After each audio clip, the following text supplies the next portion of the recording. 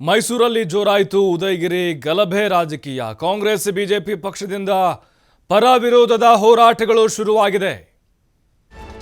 ಮೈಸೂರಿನ ಉದಯಗಿರಿ ಪೊಲೀಸ್ ಠಾಣೆ ಮೇಲೆ ದಾಳಿ ಪ್ರಕರಣಕ್ಕೆ ಸಂಬಂಧಪಟ್ಟಂತೆ ರಾಜಕೀಯ ಕೆಸರೆರಚಾಟ ಅಷ್ಟೇ ಅಲ್ಲ, ಪರ ವಿರೋಧದ ಹೋರಾಟಗಳು ಕೂಡ ಆರಂಭ ಆಗ್ತಾ ಇದೆ. ನಿಷೇಧಾಜ್ಞೆ ಜಾರಿ ನಡುವೆಯೂ ಕೂಡ ಜಾಥಾ ಸಮಾವೇಶಕ್ಕೆ ತಯಾರಿಯನ್ನ ಮಾಡಿಕೊಂಡಿದ್ದಾರೆ. ಪೊಲೀಸರ ಮೇಲಿನ ದೌರ್ಜನ್ಯ ಖಂಡಿಸಿ ಮೈಸೂರು ಚಲೋ ಹಮ್ಮಿಕೊಂಡಿದ್ದಾರೆ. ಏನೇ ಆದರೂ ನಾವು ಹೋರಾಟ ಮಾಡೇ ಮಾಡ್ತೀವಿ ಅಂತ ವಿಜೇಂದ್ರ ಗುಡುಗಿದ್ದಾರೆ. ಇನ್ನು ದಲಿತ ಮಹಾಸಭಾ ಕಾಂಗ್ರೆಸ್ನಿಂದಲೂ ಕೂಡ ಸಮಾವೇಶವನ್ನು ಆಯೋಜನೆ ಮಾಡಲಾಗಿದೆ. ಇನ್ನು ಕಾಂಗ್ರೆಸ್ಸು ಬಿಜೆಪಿ ವಿರುದ್ಧ ಜನಜಾಗೃತಿ ಅಂತೇಳಿ ಅವರು ಸಮಾವೇಶವನ್ನು ಹಮ್ಮಿಕೊಂಡಿದ್ದಾರೆ. ಇವರು ಜನಜಾಗೃತಿ ಜಾಥಾ ಅಂಥೇಳಿ ಇವರು ಶುರು ಮಾಡ್ಕೊಂಡಿದ್ದಾರೆ. ಅಂದರೆ ಎಲ್ಲ ಪ್ರಿಪೇರ್ ಮಾಡ್ಕೊಂಡಿದ್ದಾರೆ. ಪೊಲೀಸರು ಅದಕ್ಕೆ ಅವಕಾಶ ಕೊಟ್ಟಿಲ್ಲ, ಅನುಮತಿ ನಿರಾಕರಿಸಿದ್ದಾರೆ, ನಿಷೇಧಾಜ್ಞೆ ಜಾರಿ ಮಾಡಿದ್ದಾರೆ. ಇದರ ಮಧ್ಯೆ ಕೂಡ ಈಗ ಪರ ವಿರೋಧದ ಹೋರಾಟಗಳ ಭರಾಟೆ ಶುರುವಾಗ್ತಾ ಇದೆ.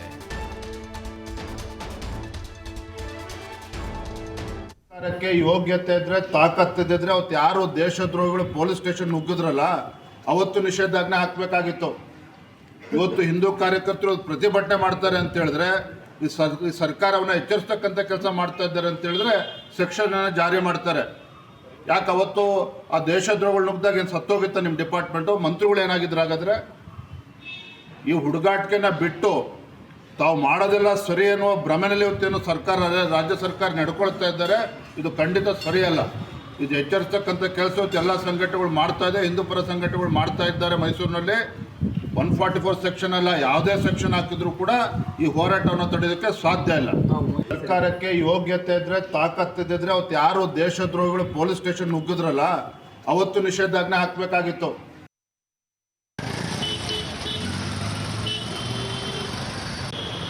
ನೋಡಿ, ಈಗ ಪೊಲೀಸ್ ಸ್ಟೇಷನ್ ಮೇಲಿನ ಈ ಕಲ್ಲು ತೂರಾಟ ಪ್ರಕರಣಕ್ಕೆ ಸಂಬಂಧಪಟ್ಟಂತೆ ಬಿಜೆಪಿಯವರು ಕೂಡ ಸೇರಿ ವಿವಿಧ ಸಂಘಟನೆಗಳು ಅಲ್ಲಿ ಒಂದು ಜಾಥವನ್ನು ಮೈಸೂರು ಚಲೋವನ್ನು ಹಮ್ಮಿಕೊಂಡಿದ್ದಾರೆ. ದಲಿತ ಮಹಾಸಭಾದವರು, ಕಾಂಗ್ರೆಸ್ನವರು ಒಂದು ಸಮಾವೇಶವನ್ನು ಕೂಡ ಹಮ್ಮಿಕೊಂಡಿದ್ದಾರೆ. ಇನ್ನು ಭಾರೀ ಬಿಗಿ ಭದ್ರತೆಯನ್ನು ಕೂಡ ಮೈಸೂರಿನಲ್ಲಿ ಕೈಗೊಳ್ಳಲಾಗಿದೆ. KSRP ತುಕಡಿಯನ್ನು ಕೂಡ CRPF ತುಕಡಿಯನ್ನು ಕೂಡ ನಿಯೋಜನೆ ಮಾಡಲಾಗಿದೆ. ಯಾಕಂದರೆ ಅಹಿತಕರ ಘಟನೆಗಳು ನಡೀಬಾರ್ದು ಅನ್ನುವಂಥ ಕಾರಣಕ್ಕೆ ನಿಷೇಧಾಜ್ಞೆಯನ್ನು ಕೂಡ ಜಾರಿ ಮಾಡಿದ್ದಾರೆ. ಅದರ ಮಧ್ಯೆ ಕೂಡ ಸಮಾವೇಶಕ್ಕೆ, ಜಾಥಾಗೆ ಎರಡೂ ಕಡೆಯವರು ತಯಾರಿಯನ್ನು ಮಾಡಿಕೊಂಡಿದ್ದಾರೆ. ಅಂದರೆ ಸರ್ಕಾರಕ್ಕೆ ಎಚ್ಚರಿಕೆ ಕೊಡಲಿಕ್ಕೆ ವಿಜೇಂದ್ರ ಅವರು ಈಗ ಅವರ ನೇತೃತ್ವದಲ್ಲಿ ಮೈಸೂರು ಚಲೋ ನಡೆಯುತ್ತೆ. ಬಟ್ ಪೊಲೀಸರು ಇದಕ್ಕೆ ಅವಕಾಶವನ್ನು ಕೊಟ್ಟಿಲ್ಲ. ಅದರ ಮಧ್ಯೆ ಕೂಡ ನಾವು ನುಗ್ತೇವೆ ಮೈಸೂರಿಗೆ ಅನ್ನುವಂಥ ವಾರ್ನ್ ಕೂಡ ಕೊಟ್ಟಿದ್ದಾರೆ ಸರ್ಕಾರಕ್ಕೆ. ಅದರ ಜೊತೆಗೆ ಅವರು ಈಗ ಯತ್ನಾಳ್ ಆ್ಯಂಡ್ ಟೀಮ್ಗೆ ಒಂದು ಸಂದೇಶವನ್ನು ಕೊಡಬೇಕಾಗಿದೆ. ಹೊಂದಾಣಿಕೆ ರಾಜಕಾರಣ ಮಾಡ್ಕೊಳ್ತಾ ಇಲ್ಲ. ಇಲ್ಲಿ ಹೇಗೆ ಮೂಡ ಪಾದಯಾತ್ರೆ ಮಾಡಿದ್ವೋ ಬೆಂಗಳೂರು ಟು ಮೈಸೂರು ಚಲೋ, ಹಾಗೆ ಈ ಗಲಭೆ ಪ್ರಕರಣದಲ್ಲಿ ಸಂಬಂಧಪಟ್ಟಂತೆ ನಮ್ಮ ನೇತೃತ್ವದಲ್ಲಿ ಒಂದು ಹೋರಾಟ ನಡೀತಾ ಇದೆ ಅನ್ನುವಂಥ ಒಂದು ಸಂದೇಶ ಕೂಡ ಅವ್ರು ಕೊಡಬೇಕಾಗಿದೆ. ಜೊತೆಗೆ ರಾಜ್ಯ ಸರ್ಕಾರಕ್ಕೆ ಬಿಸಿ ಮುಟ್ಟಿಸುವಂತಹ ಉದ್ದೇಶ ಕೂಡ ಈ ಒಂದು ಪ್ರತಿಭಟನೆಯಿಂದ ಹಮ್ಮಿಕೊಂಡಿದ್ದಾರೆ. ಅದರ ಜೊತೆಗೆ ಈಗ ದಲಿತ ಮಹಾಸಭಾದವರಾಗಿರ್ಬೋದು, ಕಾಂಗ್ರೆಸ್ನವರಾಗಿರ್ಬೋದು, BJP ವಿರುದ್ಧ ನಾವು ಹೋರಾಟವನ್ನು ಮಾಡ್ತೀವಿ, ಒಂದು ಸಮಾವೇಶವನ್ನು ಹಮ್ಮಿಕೊಂಡಿದ್ದೀವಿ ಅಂತ ಅವರು ರೆಡಿಯಾಗಿದ್ದಾರೆ ಆಲ್ರೆಡಿ. ಅಂದರೆ BJP ವಿರುದ್ಧ ಶಾಂತಿ ಸುವ್ಯವಸ್ಥೆನ ಕಾಪಾಡುವಂಥ ಕೆಲಸ ಆಗ್ತಾ ಇಲ್ಲ, ಕೋಮು ದ್ವೇಷವನ್ನು ಬಿತ್ತುವಂಥ ಕೆಲಸ BJPಯವರು ಮಾಡ್ತಾ ಇದ್ದಾರೆ. ಜೊತೆಗೆ ಕೆಲವೊಂದಿಷ್ಟು ಸಂಘರ್ಷಾತ್ಮಕವಾದಂಥ ಹೇಳಿಕೆಗಳನ್ನ ಬಹಿರಂಗವಾಗಿ ಕೊಡ್ತಾ ಇದ್ದಾರೆ. ಇದೆಲ್ಲವೂ ಕೂಡ ನಿಲ್ಲಬೇಕು, ಶಾಂತಿ ಸ್ಥಾಪನೆ ಆಗಬೇಕು ಅನ್ನುವಂಥದ್ದು ಅವರ ಕಾರ್ಯಕ್ರಮಗಳ ಉದ್ದೇಶ, ಅಂದರೆ ಇವತ್ತಿನ ಒಂದು ಸಮಾವೇಶದ ಉದ್ದೇಶ. ಹಾಗಾಗಿಯೇ ಒಂದು ಕಡೆ ಪರ, ಇನ್ನೊಂದು ಕಡೆ ವಿರೋಧ, ಈ ರೀತಿಯಾಗಿ ಮೈಸೂರು ಇವತ್ತು ಎರಡೂ ಪಕ್ಷಗಳ ಒಂದು ರಣಾಂಗಣಕ್ಕೆ ವೇದಿಕೆ ಆಗ್ತಾ ಇದೆ. ಏನೇ ಆದರೂ ಕೂಡ ನಾವು ಹೋರಾಟವನ್ನು ನಿಲ್ಲಿಸೋದಿಲ್ಲ, ಹಿಂದೆ ಸರಿಯೋದಿಲ್ಲ ಅಂಥೇಳಿ ವಿಜೇಂದ್ರ ಖಡಕ್ಕಾಗಿ ಹೇಳಿದ್ದಾರೆ. ಸರ್ಕಾರಕ್ಕೆ ಎಚ್ಚರಿಕೆಯನ್ನು ಕೊಟ್ಟಿದ್ದಾರೆ. ಪೊಲೀಸರು ಕೂಡ ಈಗಾಗಲೇ ಈ ಪ್ರತಿಭಟನೆಯನ್ನು ಅರ್ಧಕ್ಕೆ ಮೊಟಕುಗೊಳಿಸುವಂತಹ ಎಲ್ಲ ಪ್ಲ್ಯಾನ್ಗಳನ್ನು ರೆಡಿ ಮಾಡಿಕೊಂಡಿದ್ದಾರೆ.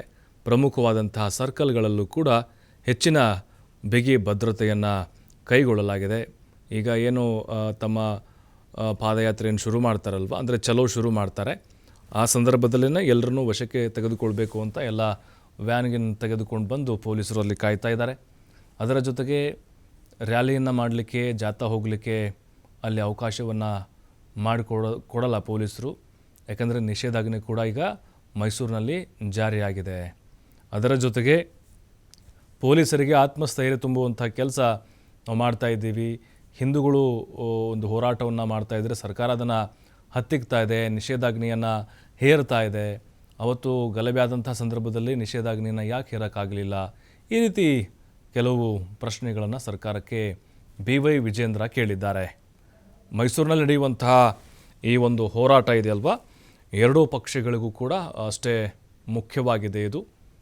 ಇದು ಕಾಂಗ್ರೆಸ್ನ ನಾಯಕರು ಕೂಡ BJP ವಿರುದ್ಧ ಮಾಡಿದರೆ, ಈಗ ಈ BJP ನಾಯಕರು ಕೆಲ ಸಂಘಟನೆಗಳನ್ನು ಸೇರಿಕೊಂಡು ಕಾಂಗ್ರೆಸ್ ಸರ್ಕಾರದ ವಿರುದ್ಧ ರೂಪುರೇಷೆಗಳನ್ನು ಸಿದ್ಧ ಮಾಡಿಕೊಂಡಿದ್ದಾರೆ. ಮತ್ತಷ್ಟು ಮಾಹಿತಿ ಪುನೀತ್ ನೀಡ್ತಾರೆ ನೇರ ಸಂಪರ್ಕದಲ್ಲಿ. ಪುನೀತ್, ಈಗ ಉದಯಗಿರಿ ಪೊಲೀಸ್ ಠಾಣೆ ಮೇಲಿನ ಗಲಭೆ ಪ್ರಕರಣಕ್ಕೆ ಸಂಬಂಧಪಟ್ಟಂತೆ ಎರಡೂ ಪಕ್ಷಗಳ ಒಂದು ಪರ ವಿರೋಧದ ಹೋರಾಟ, ಅಂದರೆ ಒಂದು ರೀತಿ ಪ್ರತಿಷ್ಠೆಯ ವೇದಿಕೆಯಾಗಿ ಇವತ್ತು ಮೈಸೂರು ಸಾಕ್ಷಿಯಾಗುತ್ತಾ? ಯಾವೆಲ್ಲ ರೀತಿ ಭದ್ರತೆ ಕೈಗೊಂಡಿದ್ದಾರೆ?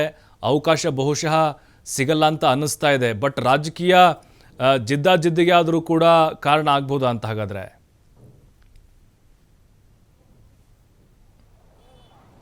ಖಂಡಿತವಾಗಿ ಪ್ರಭು, ಈ ಒಂದು ಉದಯಗಿರಿ ಪೊಲೀಸ್ ಠಾಣೆಯಲ್ಲಾದಂತಹ ಕಲ್ಲು ತೂರಾಟ ಏನಿದೆ, ಈ ಒಂದು ಕಲ್ಲು ತೂರಾಟದ ಪ್ರಕರಣ ಈಗ ರಾಜಕೀಯವಾಗಿ ತಿರುವನ್ನು ಪಡೆದುಕೊಂಡಿರ್ತಕ್ಕಂಥದ್ದು. ಯಾಕೆಂತ ಹೇಳಿದ್ರೆ ಆ ಒಂದು ಘಟನೆಯ ಸಂದರ್ಭದಲ್ಲಿ ಇಡೀ ಮೈಸೂರು ಬೆಚ್ಚಿ ಬಿದ್ದಿತ್ತು. ಜೊತೆಗೆ ಇದಕ್ಕೆ ಸಂಬಂಧಪಟ್ಟಂತೆ ಈಗಾಗಲೇ ಬಿಜೆಪಿಯ ವಿರೋಧ ಪಕ್ಷದ ನಾಯಕರು ಇರಬಹುದು, ಜೊತೆಗೆ ಮೈಸೂರಿನ ಬಿಜೆಪಿಯ ನಾಯಕರು ಸೇರಿದಂತೆ ಹಲವು ಸಂಘಟನೆಗಳೆಲ್ಲವೂ ಕೂಡ ಮೈಸೂರು ಚಲೋಗೆ ಕರೆಯನ್ನು ಕೊಟ್ಟಂಥದ್ದು. ಪೊಲೀಸರಿಗೆ ಭದ್ರತೆ ವಾತಾವರಣ ನಿರ್ಮಾಣವಾಗಿದೆ. ಜೊತೆಗೆ ಮೈಸೂರು ಶಾಂತಿಯುತವಾದ ನಗರ. ಇಲ್ಲಿ ಈ ತರದ ಒಂದು ಗಲಭೆಗಳು ನಡೀತಾ ಇರತಕ್ಕಂಥದ್ದು ಹಿಂದೂಗಳಿಗೆ ಬಹಳಷ್ಟು ನೋವನ್ನು ಉಂಟು ಮಾಡಿದೆ. ಹೀಗಾಗಿ ಇದೆಲ್ಲದಕ್ಕೂ ಕೂಡ ಸರ್ಕಾರ ಕಡಿವಾಣ ಆಗ್ತಕ್ಕಂಥ ಕೆಲಸ ಆಗಬೇಕು, ಇದನ್ನು ಪ್ರತಿಭಟಿಸುವಂತಹ ಒಂದು ಕೆಲಸವನ್ನು ನಾವು ಮಾಡ್ತೇವೆ ಅಂತ ಹೇಳಿ ಅವರು ಇವತ್ತಿಗೆ ಮೈಸೂರು ಚಲೋಗೆ ಕರೆಯನ್ನು ಕೊಟ್ಟಂಥದ್ದು. ಇದರ ಪ್ರತಿಯಾಗಿ ಕಾಂಗ್ರೆಸ್ ಸೇರಿದಂತೆ ಸಂಘಟನೆಗಳು ಏನು ಸಾರ್ವಜನಿಕರಿಗೆ ಜನಜಾಗೃತಿ ಸಭೆಯನ್ನು ಮಾಡುವ ಮುಖಾಂತರ ಇದರ ಒಂದು ತಿಳಿಯನ್ನು ಹೇಳ್ತಕ್ಕಂಥ ಒಂದು ಕೆಲಸಕ್ಕೆ ಮುಂದಾಗ್ತೇವೆ ಅನ್ನೋ ಒಂದು ಪ್ರತಿಭಟನೆಗೂ ಕೂಡ ಅವರು ಮುಂದಾದಂಥದ್ದು. ಹೀಗಾಗಿ ಎರಡೂ ಸಂಘಟನೆಗಳ ಈ ಒಂದು ಪ್ರತಿಭಟನೆ ಘರ್ಷಣೆ ಆಗೋದ್ರ ಜೊತೆಗೆ ಕಾನೂನು ಸುವ್ಯವಸ್ಥೆಗೆ ಧಕ್ಕೆ ಬರುತ್ತೆ ಅನ್ನೋ ಕಾರಣಕ್ಕಾಗಿ ಈಗಾಗಲೇ ಮೈಸೂರಿನ ಪೊಲೀಸರು ಇಲ್ಲಿ ನಿಷೇಧಾಜ್ಞೆಯನ್ನು ಏರ್ತಕ್ಕಂಥ ಒಂದು ಕೆಲಸವನ್ನು ಮಾಡಿರ್ತಕ್ಕಂಥದ್ದು. 163 ಅಡಿಯಲ್ಲಿ ಈ ಒಂದು ನಿಷೇಧಾಜ್ಞೆಯನ್ನು ಏರಲಾಗಿದೆ. ಹೀಗಾಗಿ ಇಬ್ಬರೂ ಕೂಡ ಅಂದರೆ ಬಿಜೆಪಿ ಸೇರಿದಂತೆ ಹಿಂದೂಪರ ಸಂಘಟನೆಗಳಿರಬಹುದು, ಜೊತೆಗೆ ಮತ್ತೊಂದು ಕಡೆ ಕಾಂಗ್ರೆಸ್ನ ನಾಯಕರುಗಳಿರಬಹುದು, ಇವರು ಪ್ರತಿಭಟನೆಯನ್ನು ಮಾಡುವಂತಹ ಸಂದರ್ಭ ಎದುರಾಗುವಂತಹ ಸಾಧ್ಯತೆ ಇರುತ್ತೆ ನಿಷೇಧಾಜ್ಞೆ ಇದ್ರೂ ಕೂಡ ಅಂತ ಅನ್ನೋ ಒಂದು ಹಿನ್ನೆಲೆಯಲ್ಲಿ ಪೊಲೀಸರನ್ನ, ಅಂದ್ರೆ ಎಲ್ಲಿ ಮೈಸೂರು ಚಲೋಗೆ ಕರೆಯನ್ನು ಕೊಡ್ಲಿಕ್ಕೆ ಮೈಸೂರಿನ ಈಗ ನಾವು ಇರತಕ್ಕಂತ ಗನ್ ಹೌಸ್ ಅಂದ್ರೆ ಅರಮನೆಯ ಸಮೀಪದ ಸರ್ಕಲ್ ಏನಿದೆ, ಈ ಒಂದು ಸರ್ಕಲ್ ನಿಂದ ಕೋಟೆ ಆಂಜನೇಯ ಸ್ವಾಮಿ ದೇವಸ್ಥಾನದವರೆಗೂ ಕೂಡ ಪ್ರತಿಭಟನಾ ಜಾಥಾವನ್ನ ಮಾಡ್ತೇವೆ ಅಂತ ಹೇಳಿ ಬಿಜೆಪಿಯ ನಾಯಕರು ಇಲ್ಲಿ ನೆರೆಯುವಂತ ಕೆಲಸವನ್ನ ಮಾಡ್ತಾರೆ. ಅಂದ್ರೆ 11 ಗಂಟೆಗೆ ಇಲ್ಲಿಂದ ಅವರು ಮೆರವಣಿಗೆಯನ್ನ ಅಂದ್ರೆ ಪ್ರತಿಭಟನಾ ಜಾಥಾವನ್ನ ಹೋಗ್ಲಿಕ್ಕೆ ಮುಂದಾಗಿದ್ರು, ಜೊತೆ ಏನು ಕರೆಯನ್ನು ಕೊಟ್ಟಿದ್ರು. ಹೀಗಾಗಿ ಈ ಒಂದು ಸರ್ಕಲ್ನಲ್ಲಿ ಪೊಲೀಸರನ್ನ ಹೆಚ್ಚಾಗಿ ನಿಯೋಜನೆ ಮಾಡೋದ್ರ ಜೊತೆಗೆ ಇಲ್ಲಿ ಬಿಜೆಪಿಯ ನಾಯಕರು ಪ್ರತಿಭಟನೆಗೆ ಬಂದಂತಹ ಸಂದರ್ಭದಲ್ಲಿ ಅವರನ್ನು ಬಂಧಿಸುವಂತಹ ಒಂದು ಕೆಲಸಕ್ಕೆ ಕೂಡ ಮುಂದಾಗಲಿಕ್ಕೆ ಇಲ್ಲಿ ಏನು ಕಂಪ್ಲೀಟ್ ಆಗಿ ಪೊಲೀಸ್ ವಾಹನಗಳನ್ನು ತಂದು ಇರಿಸಲಾಗಿರ್ತಕ್ಕಂಥದ್ದನ್ನು ಕೂಡ ನಾವು ಗಮನಿಸಬಹುದು. ಮತ್ತೊಂದು ಕಡೆ ಕಾಂಗ್ರೆಸ್ನ ನಾಯಕರುಗಳು ಕೂಡ ಬಂದಂತಹ ಸಂದರ್ಭದಲ್ಲಿ ಇಲ್ಲಿ ಏನು ಕಾಂಗ್ರೆಸ್ನ ಕೆಲವು ಸಂಘಟನೆಗಳು ಸೇರಿದಂತೆ ಅವರು ಇದಕ್ಕೆ ಪ್ರತಿಯಾಗಿ ಪ್ರತಿಭಟನೆ ಮಾಡುವಂತಹ ಒಂದು ಸಾಧ್ಯತೆಗಳು ಕೂಡ ಇರುತ್ತೆ. ಹೀಗಾಗಿ ಇಲ್ಲೆಲ್ಲಿಯೂ ಕೂಡ ಪ್ರತಿಭಟನೆಯನ್ನು ಮಾಡಬಾರದು, ಯಾರು ಕೂಡ ಗುಂಪಾಗಿ ಸೇರಬಾರದು ಅನ್ನೋ ಒಂದು ಹಿನ್ನೆಲೆಯಲ್ಲಿ ಸಭೆ ಸಮಾರಂಭಗಳನ್ನು ಮಾಡುವಂತಿಲ್ಲ ಅಂತ ಹೇಳಿ ಈ ಒಂದು ನಿಷೇಧಾಜ್ಞೆ ಏರಲಾಗಿರ್ತಕ್ಕಂಥದ್ದು. ನಿಷೇಧಾಜ್ಞೆ ಏರಿದ್ರೂ ಕೂಡ ಇಲ್ಲಿ ಪ್ರತಿಭಟನೆ ಮಾಡುವಂತಹ ಸಾಧ್ಯತೆ ಇರತಕ್ಕಂಥದ್ದು. ಅದರಲ್ಲೂ ಕೂಡ ಬಿಜೆಪಿಯ ರಾಜ್ಯಾಧ್ಯಕ್ಷ ವಿಜೇಂದ್ರ ಅವರು ಕೂಡ ಈ ಒಂದು ಪ್ರತಿಭಟನೆಯಲ್ಲಿ ಭಾಗಿಯಾಗ್ತಾರೆ. ಮೈಸೂರಿನ ಬಿಜೆಪಿಯ ನಾಯಕರುಗಳು ಕೂಡ ಭಾಗಿಯಾಗ್ತಾರೆ ಒಂದು ಹಿನ್ನೆಲೆಯಲ್ಲಿ ಹೆಚ್ಚಿನ ಪೊಲೀಸರನ್ನ ನಿಯೋಜನೆ ಮಾಡತಕ್ಕಂಥ ಕೆಲಸ ಕೂಡ ಆಗಿರ್ತಕ್ಕಂಥದ್ದು. 11 ಗಂಟೆಗೆ ಇಲ್ಲಿ ಏನು ಪ್ರತಿಭಟನಾ ಜಾಥಾಗೆ ಆ ಒಂದು ಕರೆಯನ್ನು ಕೊಡ್ತಕ್ಕಂಥ ಒಂದು ಕೆಲಸವನ್ನು ಅಂದರೆ ಪ್ರತಿಭಟನೆಯನ್ನ ಆರಂಭ ಮಾಡತಕ್ಕಂಥ ಒಂದು ಕೆಲಸಕ್ಕೆ ಏನು ಕರೆಯನ್ನು ಕೊಡಲಾಗಿದೆ. ಹೀಗಾಗಿ ಮೈಸೂರಿನ ಗನ್ನ ವೃತ್ತ ಅಂದ್ರೆ ಈ ಒಂದು ವೃತ್ತ ಸೇರಿದಂತೆ ಮೈಸೂರಿನ ಕೋಟೆ ಆಂಜನೇಯ ಸ್ವಾಮಿ ದೇವಸ್ಥಾನ ಏನಿದೆ ಅಲ್ಲಿಯೂ ಕೂಡ ಪೊಲೀಸರನ್ನ ನಿಯೋಜನೆ ಮಾಡುವ ಮುಖಾಂತರ ಇಲ್ಲಿ ಯಾವುದೇ ಪ್ರತಿಭಟನೆ ಯಾವುದಕ್ಕೂ ಕೂಡ ಅವಕಾಶ ಅವಕಾಶವನ್ನು ಕೊಡದಿರೋ ರೀತಿಯಲ್ಲಿ ಪೊಲೀಸರು ಮುನ್ನೆಚ್ಚರಿಕೆ ಕ್ರಮವನ್ನು ತೆಗೆದುಕೊಂಡಿದ್ದಾರೆ. ಆದರೂ ಕೂಡ ಅವರು ಪ್ರತಿಭಟನೆಗೆ ಇಳಿಯುವಂತಹ ಸಾಧ್ಯತೆ ಇರತಕ್ಕಂಥದ್ದು. ಹೀಗಾಗಿ ಹೆಚ್ಚಿನ ಪೊಲೀಸರನ್ನ ನಿಯೋಜನೆ ಮಾಡತಕ್ಕಂಥ ಕೆಲಸವನ್ನ ಮಾಡಲಾಗಿದೆ. ಇಲ್ಲಿ ಗಲಭೆ ಮಾಡಿದಂಥದ್ದು ಒಂದು ಅವಹೇಳನಕಾರಿಯಾದಂತಹ ಪೋಸ್ಟರ್ ಅನ್ನ ಅಲ್ಲಿ ಏನು ಸಾಮಾಜಿಕ ಜಾಲತಾಣದಲ್ಲಿ ಹಾಕಿದಂತಹ ಸತೀಶ್ ಎಂಬುವ ವ್ಯಕ್ತಿ ಏನಿದ್ದಾನೆ, ಈತನಿಂದ ಆರಂಭವಾದಂತಹ ಈ ಒಂದು ಗಲಾಟೆ ಅಂದ್ರೆ ಮುಖ್ಯವಾಗಿ ಅದನ್ನ ಮುಖೇನ ಕಾನೂನು ಚೌಕಟ್ಟಿನಲ್ಲಿ ಅಲ್ಲಿ ಆಗಿರ್ತಕ್ಕಂಥ ಸಮಸ್ಯೆಯ ಬಗ್ಗೆ ಸಮಸ್ಯೆಯನ್ನು ನಿವಾರಣೆ ಮಾಡ್ತಕ್ಕಂಥ ಒಂದು ಕೆಲಸಕ್ಕೆ ಮುಂದಾಗಬೇಕಾಗಿತ್ತು. ಆದರೆ ಇಲ್ಲಿ ಕೆಲವು ಮುಸ್ಲಿಂ ಪುಂಡರು ಎಲ್ಲರೂ ಕೂಡ ಪೊಲೀಸರ ಮೇಲೆ ಹಲ್ಲೆ ಮಾಡಿದಂಥದ್ದು, ಕಲ್ಲು ತೂರಾಟವನ್ನು ಮಾಡಿದಂಥದ್ದು, ಅದು ಸಾವಿರಾರು ಜನರು ಕೂಡ ಆ ಒಂದು ಠಾಣೆಯ ಮುಂಭಾಗದಲ್ಲಿ ಸೇರೋದ್ರ ಜೊತೆಗೆ ಡಿಸಿಪಿ ಕಾರುಗಳನ್ನು ಕೂಡ ಬಿಡದೇ ಇರೋ ರೀತಿಯಲ್ಲಿ ಅಷ್ಟರ ಮಟ್ಟಿಗೆ ಅವರು ಕಲ್ಲು ತೂರಾಟವನ್ನು ಮಾಡಿದ್ರು. ಹೀಗಾಗಿ ಸಾಕಷ್ಟು ಆತಂಕ ಎದುರಾಗಿತ್ತು ಮೈಸೂರಿನಲ್ಲಿ. ಜೊತೆಗೆ 1,000ಕ್ಕೂ ಹೆಚ್ಚಿನ ಜನರ ಮೇಲೆ ಅಲ್ಲಿ FIR ಕೂಡ ದಾಖಲಾಗಿರ್ತಕ್ಕಂಥದ್ದು. ಅದರಲ್ಲಿ ಕೇವಲ 20 ಮಂದಿಯನ್ನಷ್ಟೇ ಪೊಲೀಸರು ಇದುವರೆಗೂ ಕೂಡ ತಮ್ಮ ವಶಕ್ಕೆ ತೆಗೆದುಕೊಳ್ಳುವಂಥ ಒಂದು ಕೆಲಸವನ್ನು ಮಾಡಿರ್ತಕ್ಕಂಥದ್ದು. ಇದೆಲ್ಲದರಿಂದ ಆಕ್ರೋಶಗೊಂಡಿರತಕ್ಕಂಥ ಬಿಜೆಪಿಯ ನಾಯಕರು ಈಗ ಈ ಒಂದು ಮೈಸೂರು ಚಲೋ ಪ್ರತಿಭಟನೆಗೆ ಕರೆಯನ್ನು ಕೊಟ್ಟಿದ್ರು. ಈಗ ಕರೆಯ ಒಂದು ಹಿನ್ನೆಲೆಯಲ್ಲಿ ಇಲ್ಲಿ ಸೇರುವಂತಹ ಸಾಧ್ಯತೆ ಇರತಕ್ಕಂಥದ್ದು. ಹೀಗಾಗಿ ಹೆಚ್ಚಿನ ಪೊಲೀಸರನ್ನ ನಿಯೋಜನೆ ಮಾಡತಕ್ಕಂಥ ಕೆಲಸವನ್ನ ಈಗ ಮಾಡಲಾಗಿರ್ತಕ್ಕಂಥದ್ದು. ಪ್ರಭು, ಥ್ಯಾಂಕ್ ಯು ಪುನೀತ್ ತಮ್ಮೆಲ್ಲ ಮಾಹಿತಿಗಾಗಿ.